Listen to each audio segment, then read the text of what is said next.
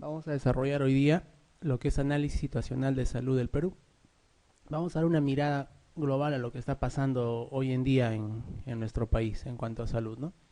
Y también vamos a aprovechar esos datos para desarrollar lo que viene a ser estadísticas vitales, o sea, tasas de mortalidad, tasas de natalidad, de incidencia y prevalencia, etcétera, ¿no? Eh, Esto es una parte, es un punto débil en todos los que dan examen, ¿no? Casi es difícil, un punto débil, no lo estudia mucho. Espero que por lo menos aquí quede algo en todos nosotros. Bien, aquí tenemos la definición de salud que es de la OMS y no ha cambiado desde 1948. Ya tenemos más de 50 años con esta definición y es la que se maneja, ¿no? En todos los textos, en todos los libros, en todas las revisiones, vemos que la salud es un estado de completo bienestar físico, mental y social. Miren que son tres esferas. Casi todos los médicos nos basamos solo en la parte física, por ahí algunos hasta la mental, y la parte social básicamente tiene que ver con los problemas de pobreza, exclusión social, ¿no? Que tiene que ser velado por el Estado. Y no solamente la ausencia de afecciones o enfermedades. Entonces, si aplicamos este concepto de salud a todos nosotros, casi nadie está sano, ¿no? Casi nadie goza de una adecuada salud. También, según la OMS, hay determinantes sociales de la salud, o sea, hay cuestiones de la sociedad que van a determinar el estado de bienestar o el estado de enfermedad de una población, ¿no? Son las circunstancias, dice, que en que las personas nacen. Por ejemplo, no es lo mismo nacer en una ciudad con alto desarrollo, hablando del Perú con desarrollo más elevado, que nacer en una ciudad con desarrollo más bajo. No digo que en general sea así, pero de todas maneras influye, ¿no? También las circunstancias en las que la persona crece, en la persona vive, trabaja y envejece. Incluido dentro de todo esos determinantes sociales el sistema de salud. El sistema de salud, o sea, los hospitales, los médicos, las enfermeras, los medicamentos y etcétera, forman una pequeña parte del determinante de salud. O sea que no es la parte más importante. La parte más importante pasa por trabajo, vivienda, economía, educación, ¿no? Y los sistemas de salud, como les vuelvo a repetir, no son la más grande, la porción más importante que determina la salud. La información que vamos a ver a lo largo de todas las diapositivas provienen de todo este grupo de fuentes de información, ¿no? En nuestro país son estos los más importantes. Hay censos que se desarrollan más o menos, lo ideal es cada 10 años, ¿no? Pero a veces es un poco más. Hay encuestas poblacionales que son llevadas a cabo por el INEI, por ejemplo el ENDES o el ENAJO, ¿no? Censos locales, información de otros sectores, como por ejemplo la RENIEC, las municipalidades también dan información, o los propios hospitales. O también podemos tomar la información de estudios especiales, socioeconómicos, antropológicos, etcétera, ¿no? Y aquí también está la información del sector salud. Las direzas, el MINSA, los programas de salud, aquí también podemos poner las ONGs, etcétera. Todos estos organismos en conjunto van a darnos la información que nosotros necesitamos para ver en qué momento, en qué lugar y cómo estamos en salud. El perfil epidemiológico, ¿qué es? Es esto, es la expresión de la carga de la enfermedad, o sea, expresa cómo está la enfermedad en una sociedad, cuál es la enfermedad más frecuente, cuáles son las más letales, cómo se están transmitiendo, cómo están apareciendo. Eso es el perfil epidemiológico de una población, ¿no? Y la descripción va a requerir diferentes características, ¿no? Entre ellas están, como les decía, morbilidad, o sea, enfermedad, estados de enfermedad y de transmisión de las mismas, la mortalidad, de las cuales las más importantes de repente en términos de desarrollo son la mortalidad infantil y materna, ¿no? Y la calidad de vida, también existen algunos índices de calidad de vida que vamos a ir viendo. Como ya les dije, la morbilidad es el conjunto de problemas de salud, todo lo que es enfermedades, ¿no? Morbilidad. El perfil de morbilidad incluye no solo las enfermedades, sino también a otros problemas. En morbilidad también vemos, aparte de los accidentes de tránsito, que se están incrementando últimamente en nuestro país, la violencia también, las muertes por violencia y por accidente de tránsito están incrementándose. Y la drogadicción, y podemos citar aquí otros más, ¿no? Dentro del perfil epidemiológico. Un indicador es un número que nos señala algo, es un número construido a partir de otros números. Por ejemplo, si tenemos un indicador que ustedes conocen en clínica, es el índice de masa corporal, por ejemplo, ¿no? Que está construido a partir de la división de otros números. Lo mismo, en salud tenemos indicadores también que pueden ser cifras absolutas, por decir cuál es la población de Lima en este momento, cuál es el número de atenciones en un hospital, o el número de pacientes que llegan a una emergencia.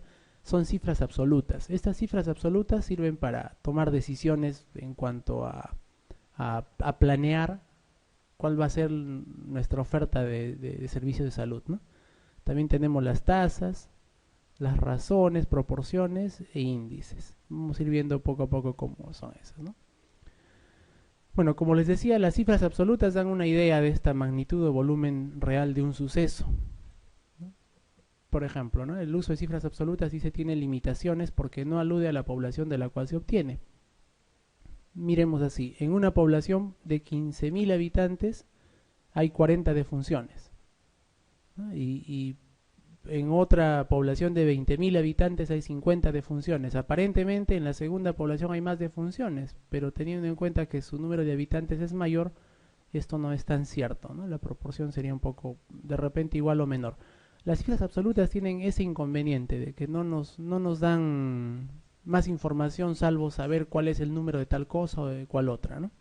Por ejemplo, aquí hay cifras absolutas. La población peruana al año 2010 era de 29.3, al 2012, a fines del 2012 se calculaba en 29.9, o sea, prácticamente 30 millones somos ahorita, ¿no? Y la población de Lima es 9.1 millones, ¿no? Poco más de, casi la tercera parte, ¿no? De toda la población. Bueno, tenemos las tasas. Una tasa está compuesta por un numerador, es una división de dos números, ¿no? Un numerador en el cual ponemos la frecuencia con que ocurre un suceso y debajo en el denominador la población que está expuesta a tal suceso. Esa es una tasa, ¿no? Además de esto, de un numerador que es la frecuencia y el numerador que es la población, la tasa por lo general contiene un periodo de tiempo, ¿no? O sea, ahí agregamos que la tasa tiene un periodo de tiempo. Por ejemplo, tenemos una tasa de mortalidad en 1 año, en 2 años, en 10 años, en 20 años, ¿no? Es diferente.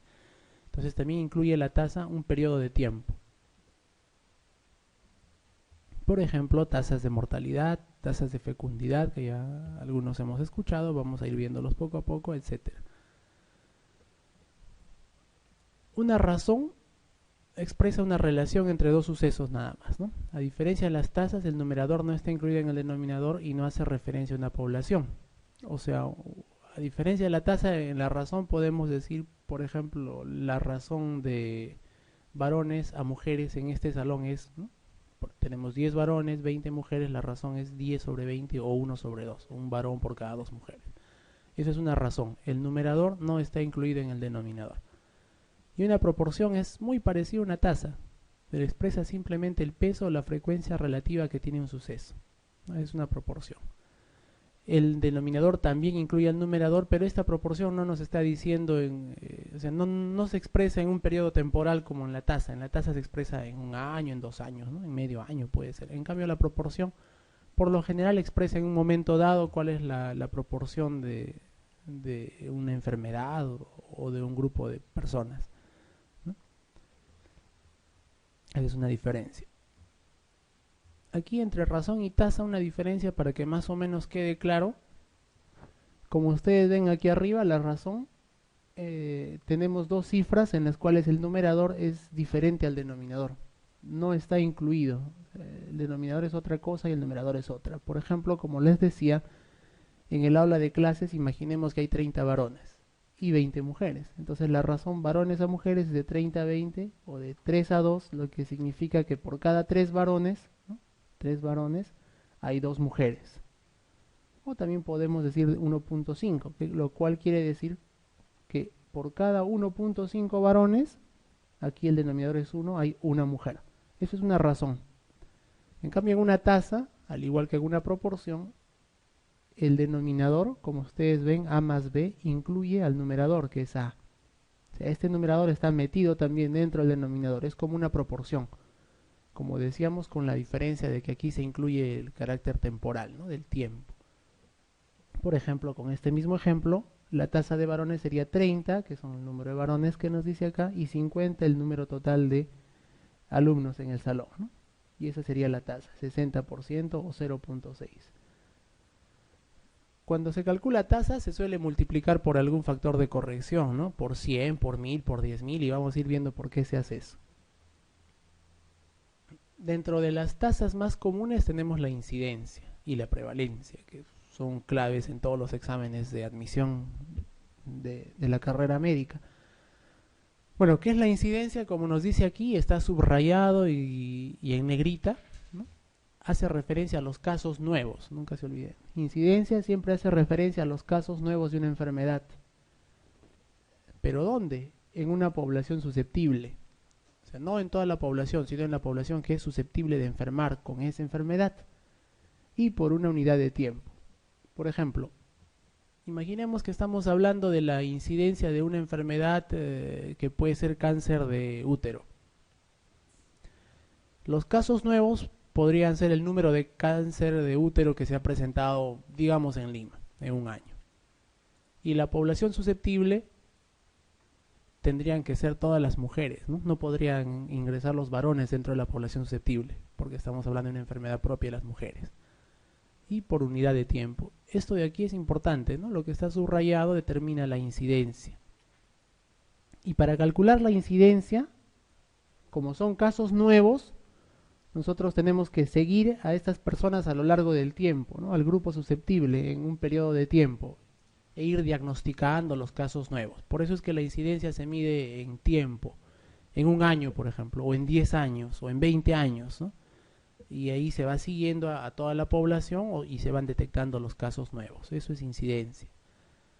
Es como filmar un video de la realidad, o sea, tiene todo un periodo de tiempo, ¿no?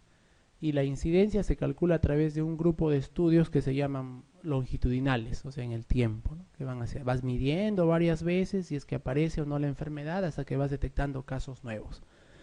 De eso se trata la incidencia, ¿no? A diferencia de la prevalencia. En la prevalencia no tenemos ese seguimiento temporal de las personas, sino que en un momento dado vemos cuál es la carga de enfermedad y eso representa la prevalencia, ¿no? Entonces hace referencia a todos los casos, tanto casos antiguos como los nuevos que tengamos en un determinado momento, presentes en una población. Como ven, aquí cuando hablo de prevalencia ya no estoy hablando mucho de personas susceptibles, ¿no? Yo estoy hablando más de población, presentes en una población, y tampoco hablo de un periodo de tiempo, sino hablamos de un momento dado, en un solo momento. Para calcularlo, dice, se deben contar los casos antiguos y nuevos en la población. Y la prevalencia es como tomar una fotografía de la realidad. Ya, pongamos un ejemplo, ustedes aquí en ese salón de clases, si yo quisiera saber cuál es la incidencia, ¿no? Por ejemplo, cuál es la incidencia de gripe en este grupo. Entonces yo tendría que plantearme primero un periodo de tiempo. Digamos que vamos a hacerlo en un mes. ¿Ya? Y durante ese mes, como ustedes van a venir todos los días voy a preguntarles si tienen síntomas de gripe, ¿no? Y a los que vayan apareciendo los voy catalogando como casos incidentes o casos nuevos. Y los tengo que seguir en un periodo de tiempo, ¿no? Y la tasa de incidencia ya pues voy a dividir estos casos nuevos entre todos ustedes que son susceptibles. En cambio la prevalencia, si yo quiero estudiar la prevalencia de la gripe en ustedes, en el aula de clases, entonces en este momento dado yo agarro y empiezo a preguntar a todos, les paso una encuesta si tienen síntomas gripales o los examino, ¿no? Y digo, hay 5 que tienen gripe entre el número de personas que están aquí, y es como tomar una foto de la realidad, esa es la diferencia. Bueno, aquí tenemos este gráfico, ¿no? Si nosotros tenemos un envase, un frasco donde tenemos a la población, ¿no?, enferma, entonces nosotros vemos que si nosotros en este momento dado, así como tenemos ahí el gráfico, es una especie de fotografía, medimos el número de casos, estamos hablando de la prevalencia, ¿no? Cuando nosotros queremos referirnos a la incidencia, nos estamos refiriendo a los casos nuevos que van entrando a este tanque de enfermos, por así decirlo, ¿no? Entonces la incidencia son los casos nuevos que van llegando, la prevalencia son los antiguos que ya estaban aquí, más los nuevos que ya llegaron en ese momento en que tomé la foto. ¿Y qué pasa con estos pacientes? Los pacientes tienen solo dos opciones, ¿no? O se curan o se mueren, ¿no? Si se curan ya dejan de ser prevalencia y salen de aquí. Si se mueren también salen de este grupo y ya dejan de ser prevalencia, ¿no? Solo hay dos opciones para una persona que se enferma, o se cura o se muere. Muy bien. Aprovechando este gráfico, esta prevalencia que representa el nivel de agua en este estanque, esta prevalencia, puede aumentar por diferentes causas, ¿no?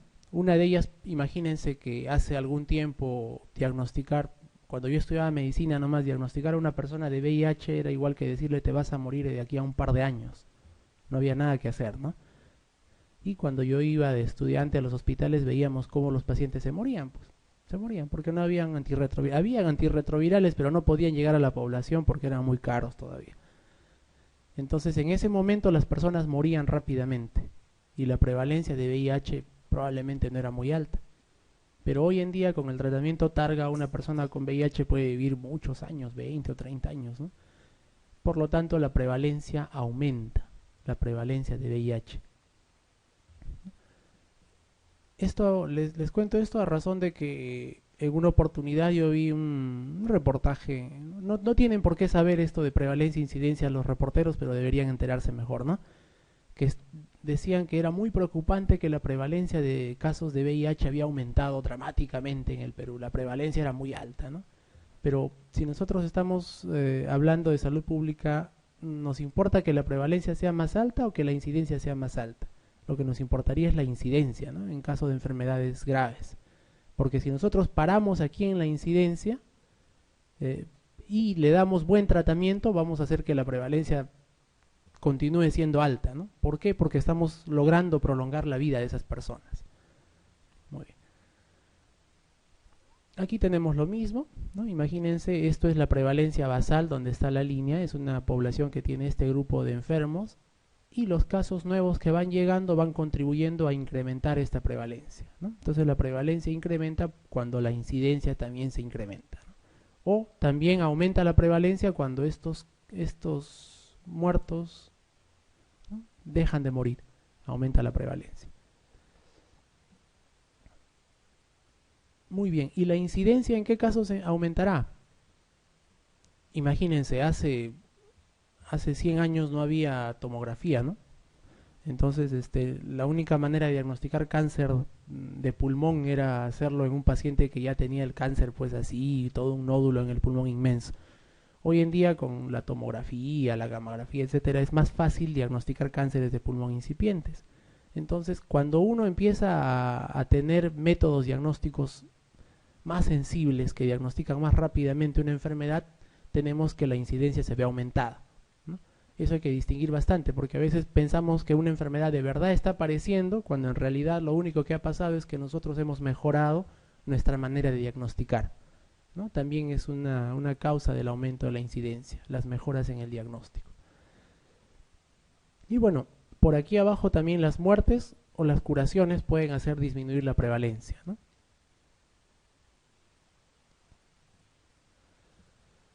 Y este pequeño gráfico es un poquito para ver si hemos entendido lo que ha pasado. Imagínense que tenemos una población de 10 personas, aquí hay 1, 2, 3, 4, hasta el número 10 a este lado. Y aquí las fechas, ¿no? Desde el 1 de octubre del 2004 hasta el 30 de septiembre de 2005. O sea, un año, ¿no? Un año de seguimiento o un año de estudio.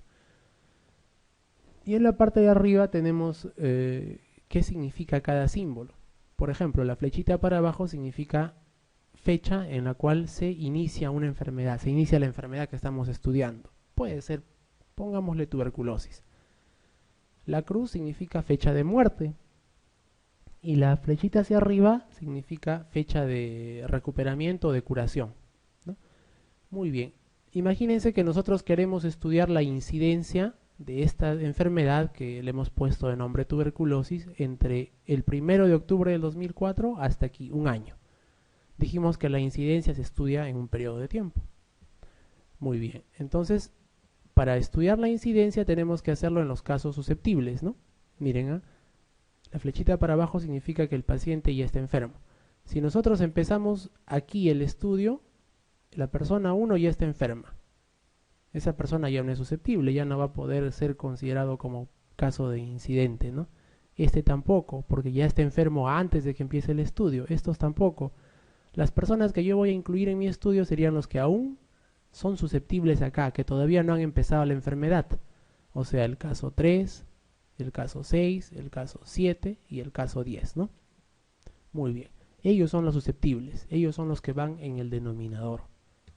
En el denominador tenemos entonces una persona, 2, 3 y 4 personas en el denominador. Y para el numerador van los casos nuevos en ese periodo de tiempo. Los casos nuevos son, aquí empieza, uno de ellos empezó, 2, 3 y los 4 también, ¿no? Entonces son 4 sobre 4, esa sería mi incidencia. Ahora, si yo hablo de prevalencia, miren, la prevalencia es como una fotografía, ya no es en un periodo de tiempo, la prevalencia es en un momento dado.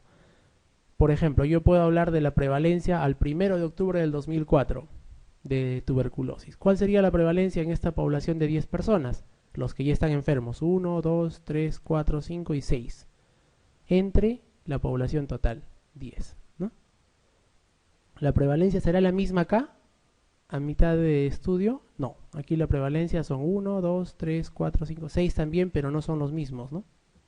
Y al final del estudio, ¿cuál es la prevalencia? Aquí es 1, 2, 3, 4 y 5. Ahora, ¿por qué cambia la prevalencia? Porque hay personas que mueren, ¿no? Este murió, ya aquí no es contado como prevalente, ya disminuyó la prevalencia.